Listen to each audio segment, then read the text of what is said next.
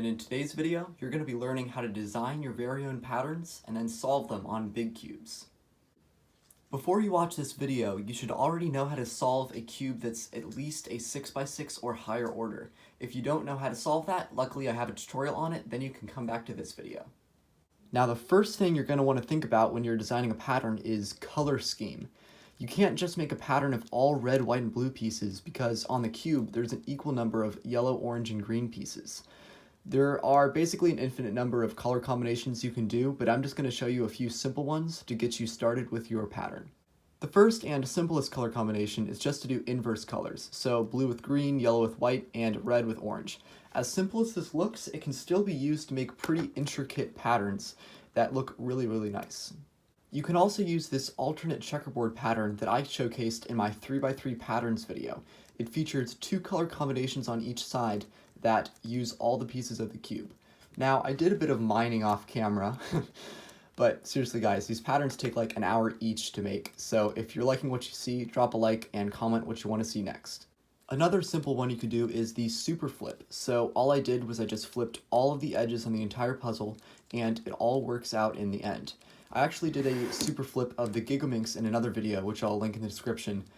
I don't really feel like spending another 2 hours and doing it again just for this video, so if you really want to see it, go to my channel and click on the video. And last but not least, a color combination you could use is 3 and 3. So just mix 3 colors together, and then you will just have 3 colors left to mix on the other side. And once again, this can be used to make some pretty cool patterns. There is one more thing that you have to learn before you're ready to solve patterns, and this is center permutation.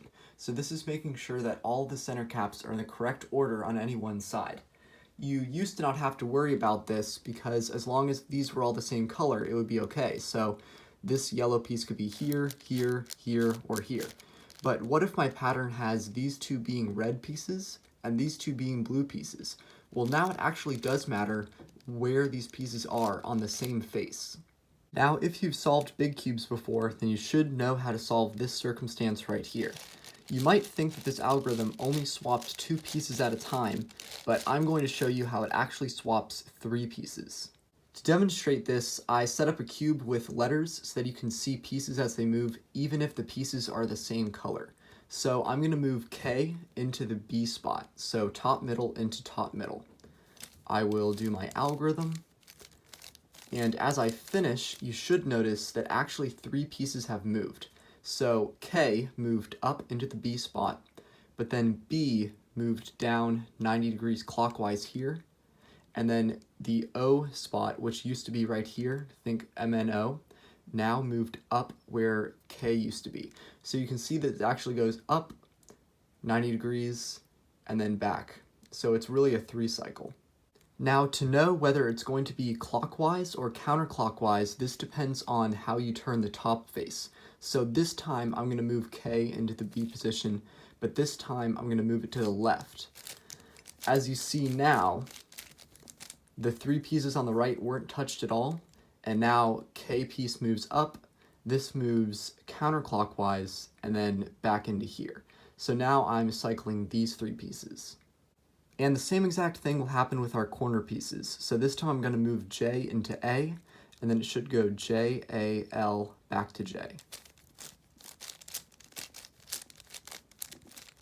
And as predicted, these 3 pieces were swapped. If you're still confused, then that's okay. I figured this out just by using guess and check, so I'm sure that you could figure it out intuitively as well. So the way that we're going to be making these patterns is actually really similar to my Minx patterns video, in that we are just going to use the normal method of solving this cube, but we're just going to change what the solved state is. So normally the solved state of a puzzle is just all colors on each sides, but what if the solved state was the checkerboard pattern? I think that this would be best explained through an example, and you can follow along with me if you want. So normally I would start by making a white bar here through the true white center, but we're not making this a solid white side anymore. Since it's checkerboard, I'm going to alternate white and yellow pieces. Alright, so now you can see, I'll make it a little bit easier to see. I have 1 bar here of alternating white and yellow pieces. Now let's complete this whole side. So I just finished this 3rd bar here, and as I put it in, you can really see how the checkerboard pattern is starting to take hold.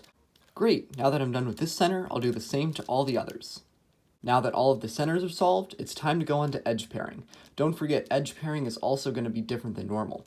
What I like to do is get one piece in the middle here, so as you can see, yellow and blue, and then I think about the next piece on top, so white and green, then yellow and blue, and so on. You can use that on all of the edge slots on the cube to just think about which pieces go where on edge pairing. Parity errors can be pretty difficult to spot as well, but if you just remember which colors go together, like blue and green and red and orange, then it should be pretty easy to tell which pieces need to swap where. An algorithm to fix that. It's kind of hard to tell as you're solving 3x3 stage which pieces go where, but if you just take enough time, then you should be able to get it. I would still highly suggest practicing by solving your cube into a checkerboard pattern, just to train your mind for something that isn't same color on every side, but either way, I think you're ready to design your own pattern. For my design, I've chosen the super flip color scheme, but there are a couple things that are super important that you have to pay attention to, and these are the corner pieces, and if you're on an odd numbered cube, the true center piece, which is the exact center of all the center caps, and the true edge pieces. So this is the middleest edge piece in all of the groups of edges. The reason I point these out is when you're creating your designs, it's really easy to create impossible states with these, since you can't just switch around two edges or flip one corner or move around two centers on a 3x3. So for the most part, when you're designing your things, try to keep these pieces the exact same as the 3x3 color schemes that I showed earlier. For example, if you're using the alternate checkerboard scheme, then on the true blue side and the true white side, the true edge here should be the exact same as on the 3x3. So red facing up and blue facing out.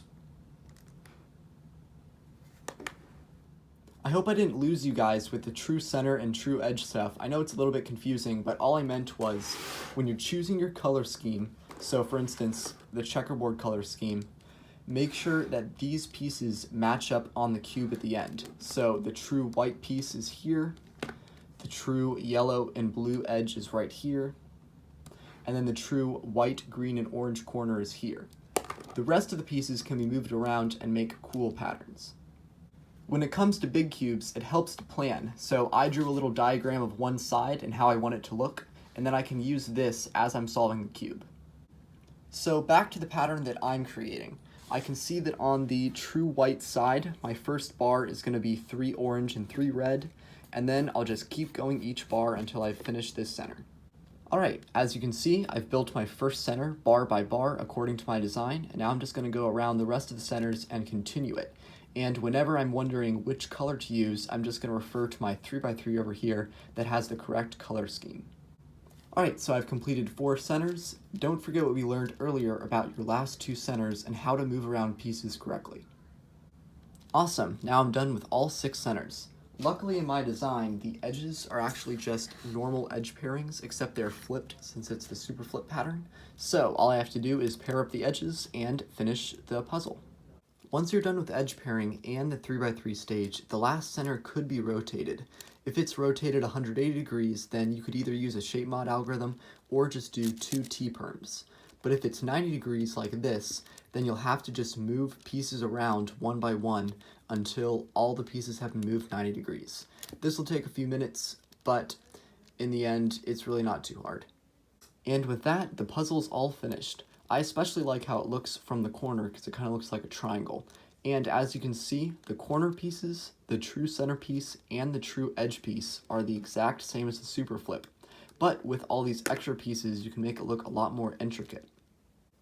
This video is just for patterns of the whole cube, but I could also do a tutorial on mosaics, ones that only move around the center caps. Do you think this is a good idea? Share your thoughts in the comment section. I hope this video is helpful to you, and for the future, good luck.